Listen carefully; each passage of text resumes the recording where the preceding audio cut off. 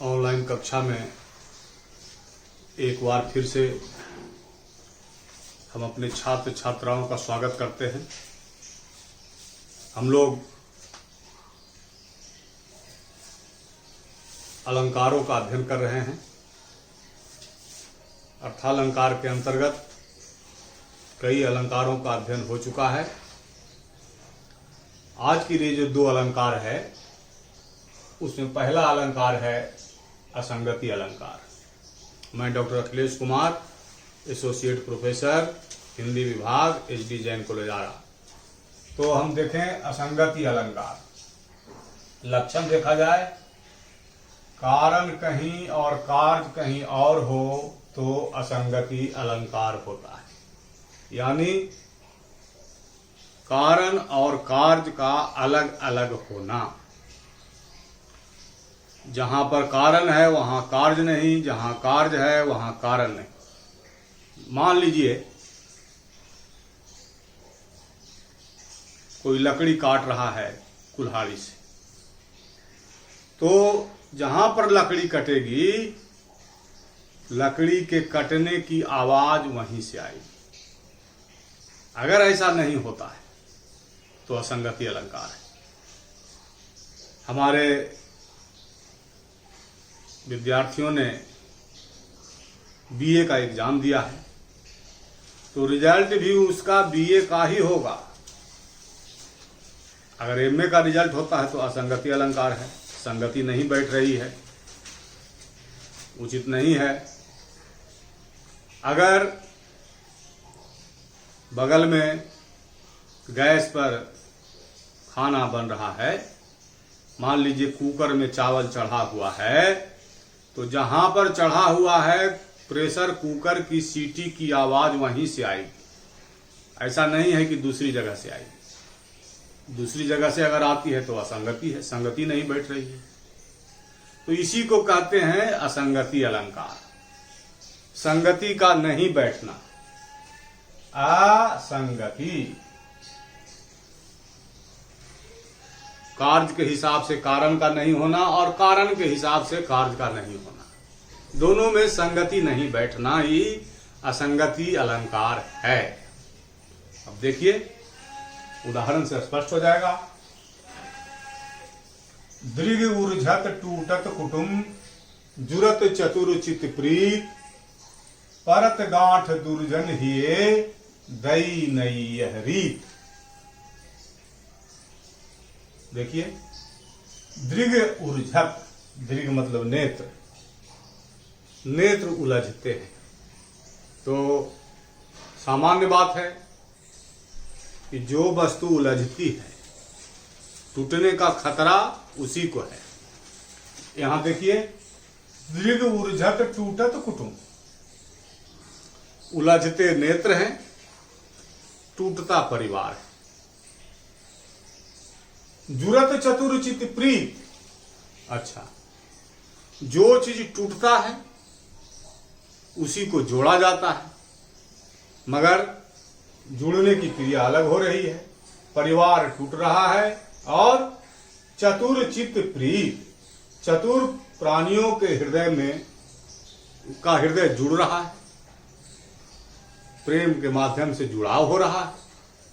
अच्छा, परत गांठ, तो वस्तु टूटती है, उसको हम जोड़ते हैं, तो जोड़ने पर गांठ पड़ जाता है। कहा गया, रहीमन धागा प्रेम का, मत तोड़ो चटकाए, टूटे पे भी ना जुड़े, और जुड़े गांठ पड़ जाए। जुड़ने पर गांठ पड़ जाती है।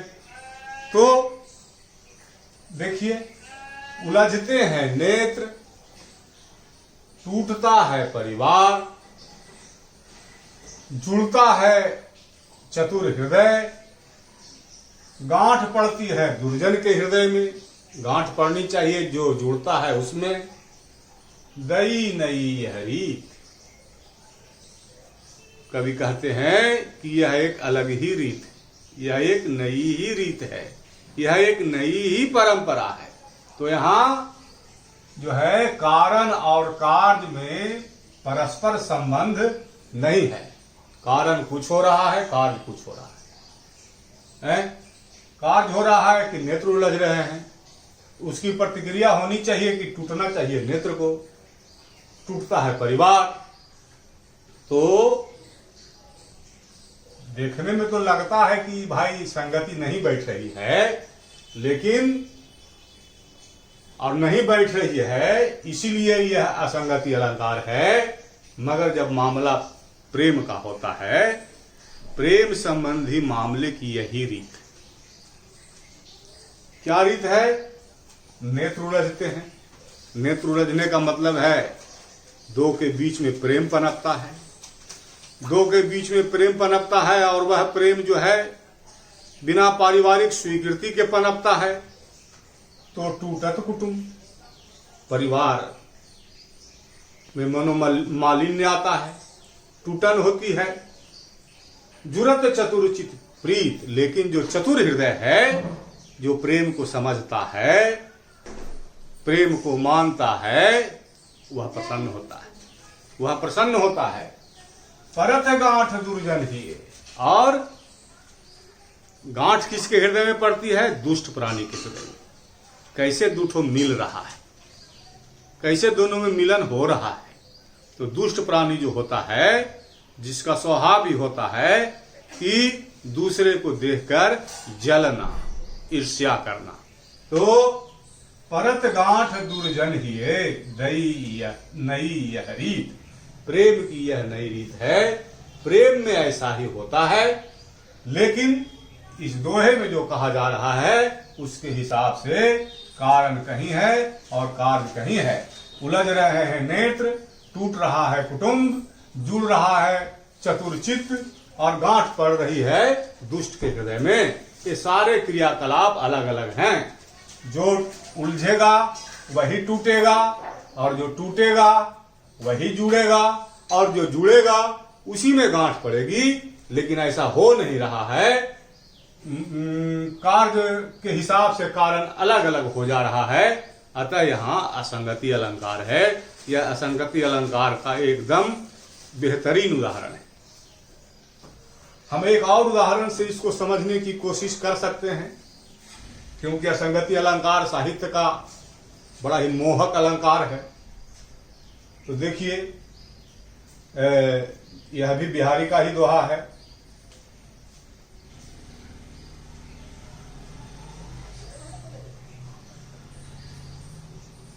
बिहारी का ही दोहा है। पलन पीक अंजन अधर धरे महावर भाल, आज मिले सो भली करी भले बने हो लाल।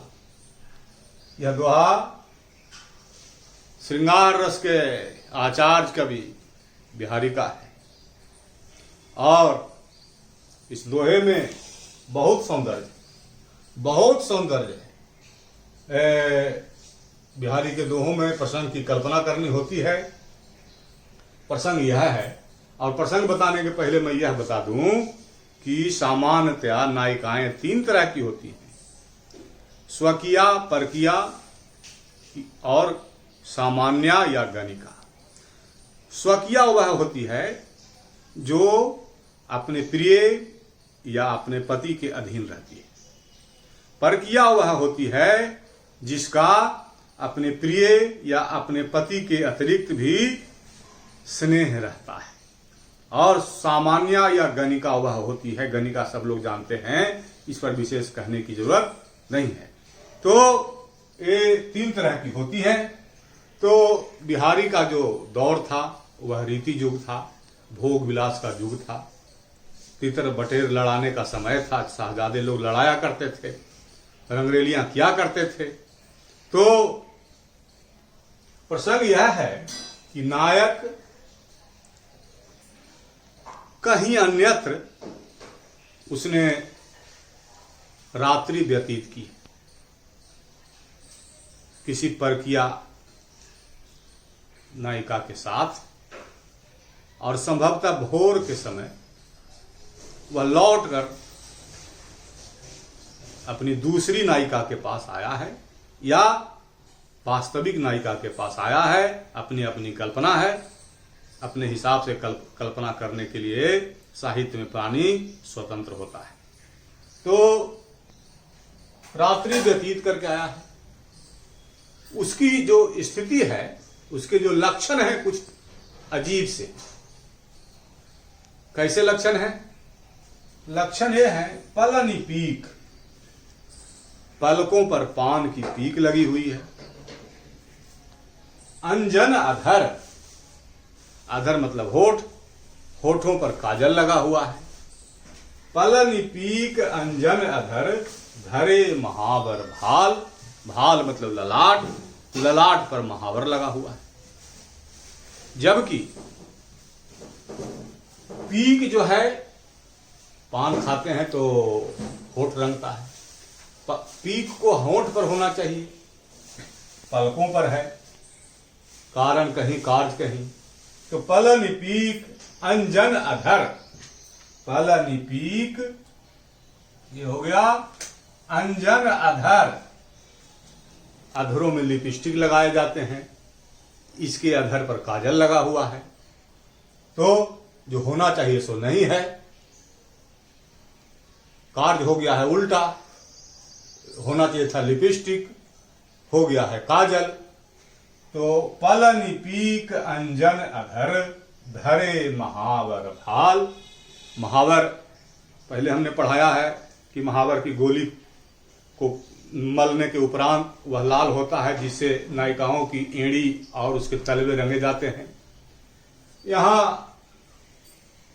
नायक के ललाट पर महावर लगा हुआ है, माने सब कुछ उल्टा पलटा है, जो जहां होना चाहिए वो वहां नहीं है, कोई संगति ही नहीं बैठ रही है, इसीलिए असंगति अलंकार है।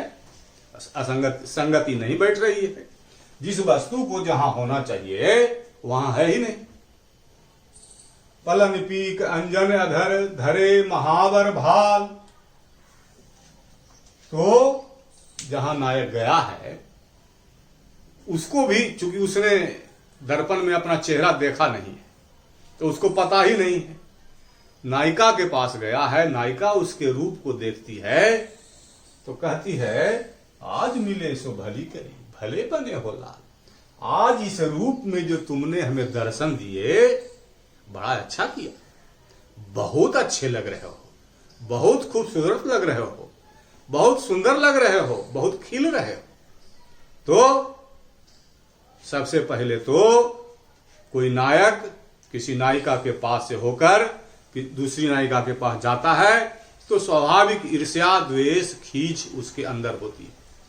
तो नायिका ने जो ये कहा वो व्यंग में कहा कि भले बने हो लाल, और उसको समझते देर नहीं लगी कि इसकी करामात क्या रही है। दरअसल ये सब क्रियाएं जहां से वह आया है उस नायिका के साथ मिलन के क्षणों की आकुलता, व्याकुलता और आवेश का परिणाम है कि लिपस्टिक जो है उसके पलकों पर लग गई है, अंजन अधर, काजल जो है उसके अधरों पर लग गया। इसका मतलब है कि काजल वाली जगह को उसके अधरों ने स्पर्श किया होगा। तो पलनि पीक अंजन अधर, धरे महावर भाल, लाट पर महावर लगा हुआ है, हो सकता है विलंब से गया होगा, एक आध लात खाया होगा। तो इस तरह से नायक का यह रूप है जिसमें जहां जिस वस्तु को होना चाहिए वह वस्तु नहीं है। तो यहां हम लिखेंगे कि पलनि पीक अंजन अधर, महावर भाल में कारण और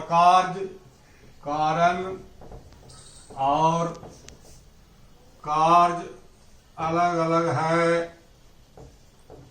अतः असंगति अलंकार है,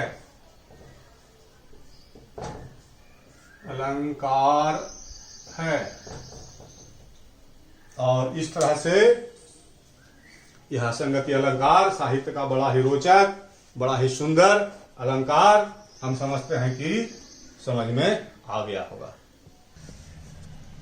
आज का दूसरा अलंकार विरोधाभास अलंकार है। नाम से ही स्पष्ट है, विरोध का आभास।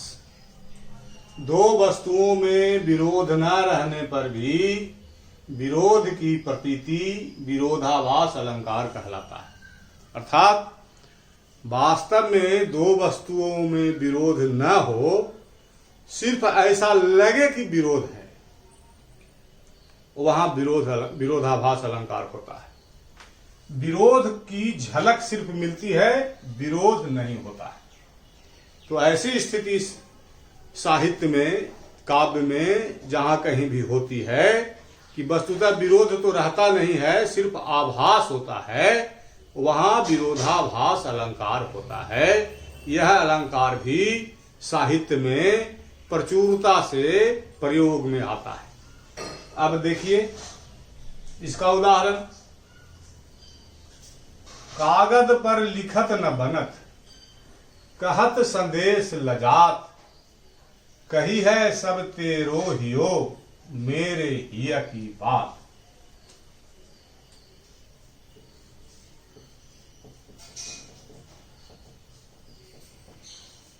कि बिहारी का दोहा है, प्रसंग की कल्पना स्वाभाविक है। प्रसंग यह है, कृष्ण काव्य में सब जानते हैं कि ब्रज से मथुरा की दूरी मात्र 4 कोस की थी, लेकिन प्रेम की मर्यादा के कारण, प्रेम सौंदर्य के कारण गोपियां कभी भी मथुरा नहीं गई, और उतनी ही दूरी पर कृष्ण भी ब्रज नहीं आए। कंस के निमंत्रण पर जब अक्रूर जी के साथ गए थे। आज के परिवेश में अगर हम देखना चाहें तो लगभग यह असंभव है कि 4 कोस की दूरी से इतना बड़ा वियोग हो जाए, जिसके लिए सूर जैसे महाकवि को लिखना पड़े, कंचु की पट सूखत नहीं सजनी, उर बिच बहत पनारे। कि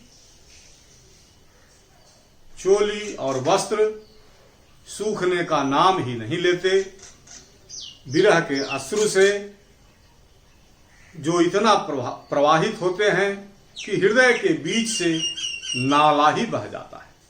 तो आज का यह समय नहीं था।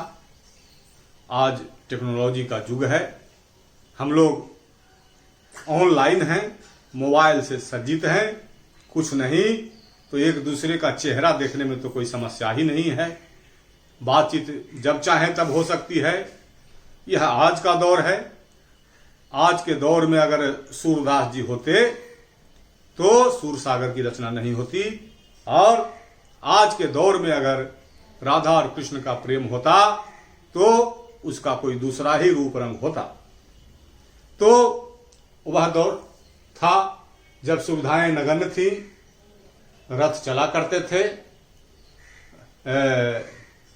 और जो दिखाई देता है उसमें पक्की सड़कें दृष्टिगत होती नहीं हैं। तो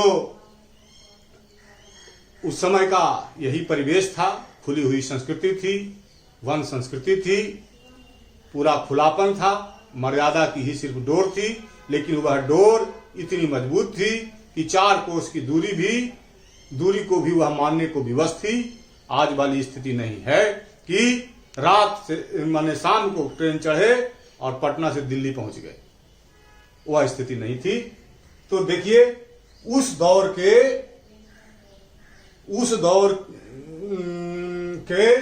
प्रसंग पर जो लिखी गई कविता है, उसके आधार पर हम विरोधाभास अलंकार को यहां देखते हैं।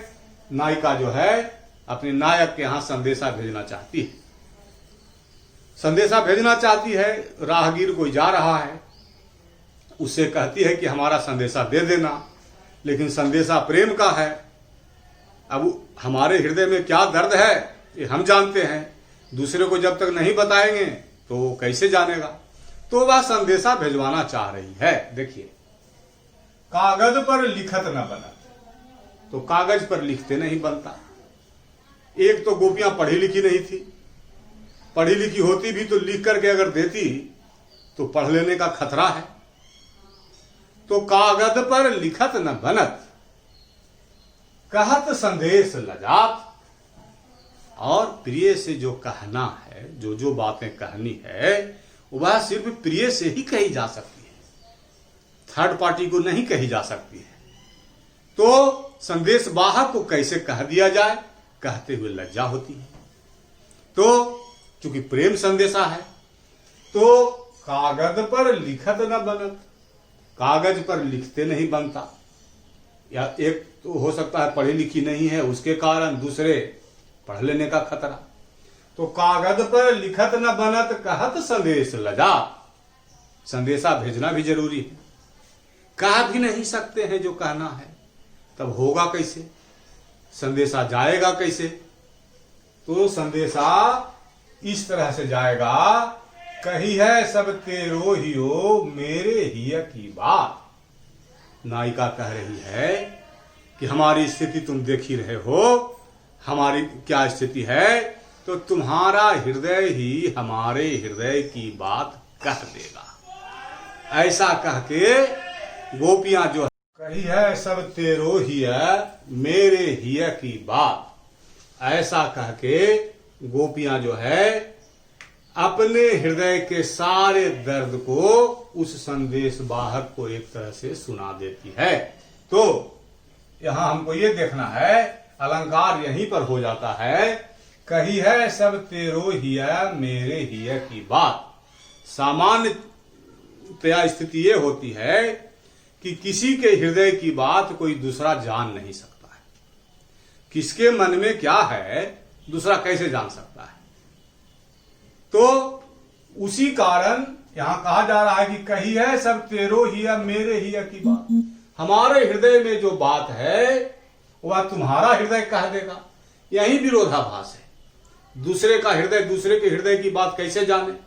लेकिन प्रेम के मामले में ऐसा होता है, देखकर प्राणी के दुख दर्द को देखकर प्राणी महसूस करता है कि उसकी क्या स्थिति है, कैसी स्थिति है। इसके आधार पर दूसरे व्यक्ति का हृदय भी समझ लेता है उस बात को। इसलिए यहाँ वास्तविक विरोध नहीं है, सिर्फ विरोध का आभास है। अतः कही है सब तेरो हियो मेरे हिय की बात में विरोध का आभास है, विरोध नहीं है। विरोध का आभास है, विरोध नहीं है, विरोध नहीं है। अतः यहां विरोधाभास, विरोधाभास अलंकार है। ठीक है। अब हम एक और उदाहरण है, चूंकि अलंकार बहुत बढ़िया है और साहित्य में बहुत प्रयुक्त होता है। दूसरा उदाहरण भी देखें जो कि बिहारी लाल का ही है। तंत्री नाद कवित रस सरस राग रतिरंग, अन बूढ़े बूढ़े तिरे जे बूढ़े सब अंग। बहुत प्रचलित दोहा है बिहारी का और बहुत ही महत्व का दोहा है, बहुत ही ज्ञानवर्धक दोहा है। इसमें बिहारी, और इसे हम नीति विषयक दोहा कह सकते हैं, इसमें कहा जा रहा है कि तंत्री नाद वाद्य यंत्रों का स्वर, कवित रस कविता का रस, सरस राग मीठे मीठे गाने मीठे मीठे धुन, रति रंग और प्रेम का रंग। कवि का कहना है अनबूढ़े बूढ़े इन चारों में, माने वाद्य यंत्रों का स्वर, कविता का रस, मीठे मीठे राग गाने और प्रेम, इस संसार में जन्म लेकर जो प्राणी इन सब में नहीं डूबा, अनबूढ़े यानी नहीं डूबे, बूढ़े वे डूब गए, तिरे जे बूढ़े सब अंग, और तैर कर पार हो गए जो अंगों सहित डूब गए। अब अलंकार यहां देखिए, अनबूढ़े बूढ़े, जो डूबा ही नहीं वो कैसे डूब गया भाई? ऐसा होता है कहीं? जो डूबेगा, जल में गोता लगाएगा, वही डूबेगा। और तीरे जे बूढ़े सबन, और कहा जा रहा है तैर कर पार हो गए। जो अंगों सहित डूब गए, बताइए, मुंह कान हाथ सब जो है जिसका डूब जाएगा तो तैर कर कैसे पार होगा? सामान्यतया ये नहीं होता है। हाथ पांव जिसका दिखाई देगा, हाथ पांव मारेगा, तैर सकेगा, वही तैर कर पार होगा। सारे अंग जिसके डूब जाएंगे वो कैसे तैर करके पार होगा? और अनबूढ़े बूढ़े जो डूबा ही नहीं, जल में जो डूबा ही नहीं, वो कैसे डूब जाएगा? जो जल में प्रविष्टि ही नहीं किया। तो सामान्यतया यहां विरोध लगता है कि लगता है ये तो बात ही एकदम सही नहीं कही जा रही है कि जो नहीं डूबा उसको कहा जा रहा है कि डूब गया, और जो डूब गया है अंगों के साथ, पूरा का पूरा जो डूब गया वो तैर करके पार हो गया। ऐसा होता है कहीं क्या?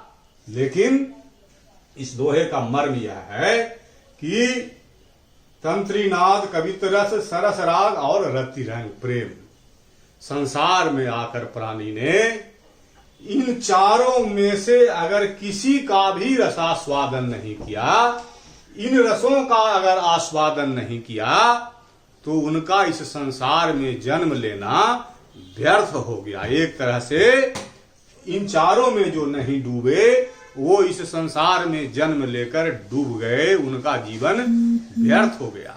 और जो पूरी तरह से इसमें डूब गए वह भवसागर तैर कर पार हो गए। कवि का यह कहना है। तो यह ज्ञान की बात है और बहुत सुंदर उक्ति है। प्रथम दृष्टया लगता है कि यह विरोध मूलक बातें हैं, लेकिन अर्थ का बोध हो जाने पर, अर्थ के पूर्णतया स्पष्ट हो जाने पर इन बातों को तंत्रीनाद कवित्त रस सरस राग ये सब जो है जीवन को आनंद देने वाले तत्व हैं, आनंद प्रदान करने वाले तत्व हैं। और प्राणी इस संसार में आनंद की प्राप्ति के लिए ही आया है।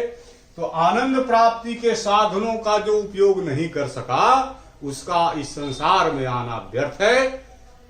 वह मतलब कि अनबूढ़े बूढ़े इसमें इनका जो उपभोग नहीं कर सका उसका व्यर्थ हो गया इस संसार में आना।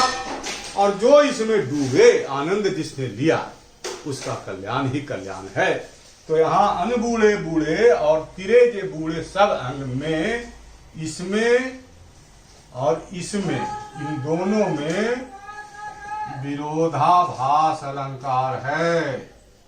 विरोधाभास अलंकार है क्योंकि विरोध का आभास है लेकिन वस्तुतः विरोध है नहीं। तो इस तरह से हम लोगों ने आज दो अलंकारों को देखा, दो बड़े ही सुंदर, बड़े ही रोचक, असंगति अलंकार और विरोधाभास अलंकार। तो इसके साथ ही आज का जो क्लास है वो पूरा होता है। अब आगे जो है अगले क्लास में।